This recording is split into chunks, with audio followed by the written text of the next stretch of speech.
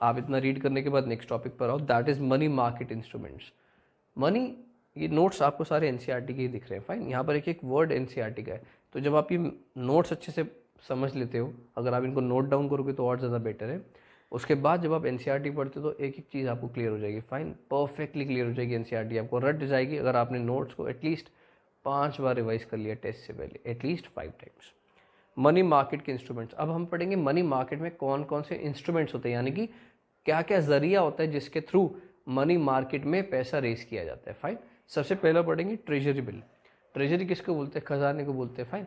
तो ऐसी ऐसा मान के चलो गवर्नमेंट के खजाने की बात हो रही है, तो ट्रेजरी बिल्स कौन इशू करता है बच्चों? आरबीआई इशू करता है। कौन? RBI, reserve bank of India, on behalf of central government. जब भी सेंट्रल गवर्नमेंट को पैसे की नीड होती है तो आरबीआई, क्योंकि उनके लिए बैंक का काम करता है। अगर आपको याद होगा, अगर आपने इको में मनी बैंकिंग चैप्टर पढ़ा है तो वहाँ पर था फंक्शंस ऑफ सेंट्रल बैंक, में था बैंकर टू द गवर्नमेंट, आपको याद है, and banker to the government and supervisor, यानी कि कहीं ना कहीं वो गवर्नमेंट के लिए बैंक का काम करता है। Banker to the government point था, आपको याद होगा, वहाँ पर ये सब बातें लिखी हुई थी कि जो रोल कमर्शियल बैंक आपके लिए प्ले करता है, पब्लिक के लिए प्ले करता है, वही रोल सेंट्रल बैंक प्ले करता है गवर्नमेंट के लिए। आपको ये बात याद है?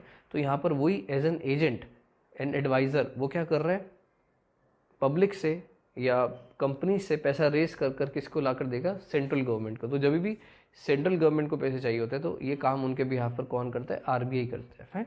पढ़े लिखा है also known as zero coupon bonds, क्यों बोलते हैं भी समझ में आएगा। एक्सक्यूज मी, सॉरी, डरना मत, नॉर्मल है। Issued by RBI on behalf of central government, अभी मैंने आपको ये पॉइंट पढ़ाया, फाइन। ये कौन इशू करता है जल्दी से बताओ? आरबीआई। किसके बिहाफ पर? सेंट्रल गवर्नमेंट के बिहाफ पर, क्योंकि सेंट्रल गवर्नमेंट नॉर्मली डीलिंग अपने आप नहीं करती, उसकी सारी बैंक की डीलिंग्स कौन करता है? आरबीआई करता है। ये बात आपको ऑलरेडी पता थी, फाइन। अब पढ़ते हैं first point, also known as zero coupon bonds. Coupon का मतलब होता है इंटरेस्ट। क्या मतलब होता है? इंटरेस्ट, यानी कि इन सिक्योरिटीज़ का कोई रेट ऑफ इंटरेस्ट नहीं होता। जैसे आपको डिवेंचर्स गिवन होते हैं बैलेंस शीट में, उससे पहले एक रेट ऑफ इंटरेस्ट होता है, जैसे 10% debentures, 5% debentures, 12% debentures. That means वो परसेंटेज है उसका इंटरेस्ट रेट। अगर आपने डिवेंचर्स में पैसा इन्वेस्ट किया है, अगर आपने 6 लाख रुपीज़ के डिवेंचर्स खरीदे और उसका रेट 12% है, तो 12% ऑफ 6 लाख आपको 72,000 एक साल का इंटरेस्ट मिलता है। Are you getting my point? तो that is basically the interest rate.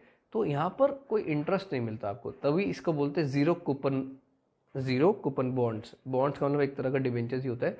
Zero coupon का लो इंटरेस्ट। तो यहाँ पर आपको कोई इंटरेस्ट डायरेक्टली नहीं मिलता, इनडायरेक्टली कैसे मिलता है? Will come to know, fine. इसके बाद आते हैं थर्ड पॉइंट पर, are issued at discount and are repayable at par. यही आपकी इनकम होती है।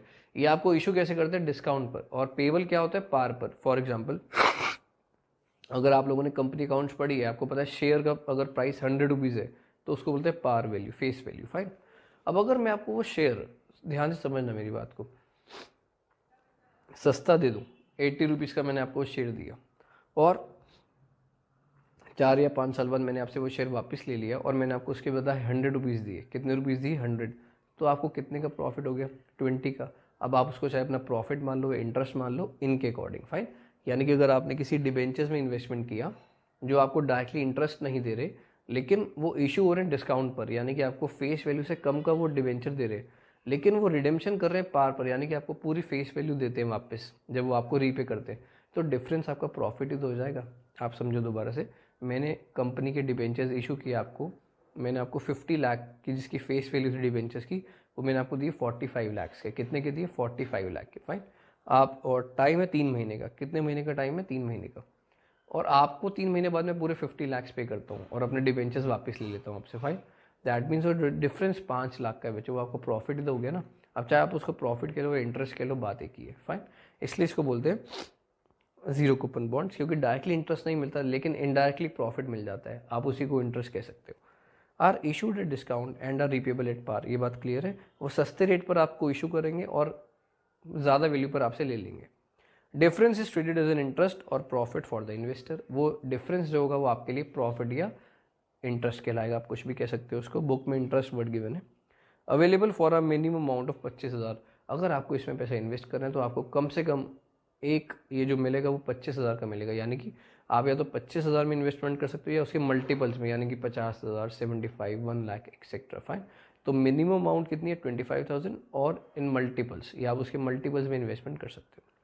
इसके बाद एग्जाम्पल के तौर पे आप समझो, face value of treasury bill अगर 1 लाख है, फाइन, फेस वैल्यू होती है जितने का वो है।